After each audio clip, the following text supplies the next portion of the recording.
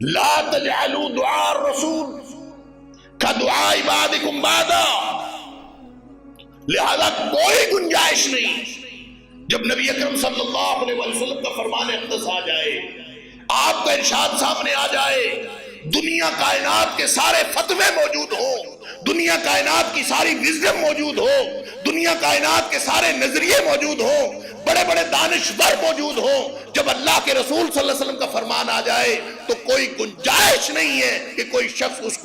اس سے صرف نظر کر لے یا اس کو پس پش ڈال دے، وہ کسی فلسفے کی آڑ لے، وہ ایک دوسرے کی آڑ لے، وہ کسی بھی ذریعے سے کرے۔ یہ تو منافقین کا طرز عمل تھا۔ قد یعلم اللہ الذین یتسللون منکم لواذا، یہ تو تم مختلف بہانے بنا کے ایک دوسرے کی آڑ لے کے اور چھپ چھپا کے کھسک جاتے ہو نا،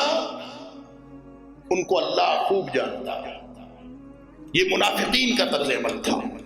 کہ نبی پاک صلی اللہ علیہ وسلم جب بلاتے تھے کسی بھی معاملے کے لیے تو آ جاتے تھے، وہ ان کا آنا ان کی مجبوری تھا، اس لیے کہ اگر وہ نہ آئے تو وہ ایکسپوز ہو جائیں کہ وہ تو منافق ہے۔ لہذا انہوں نے چونکہ اپنے کفر کو چھپانا ہوتا ہے منافق نے، لہذا ظاہری طور پر وہ عمل کرتا ہے، مسجدوں میں آتا ہے، نبی کریم صلی اللہ علیہ وسلم کے بلاوے پر آ جاتے تھے لیکن حکم مانتے نہیں تھے، کوئی نہ کوئی بہانہ بنا کر لوازا، لوز کا مطلب ہوتا ہے ایک دوسرے کے پیچھے چھپ جانا، تو ایک دوسرے کی آڑ لے کے نکل جاتے تھے۔ اللہ اکبر۔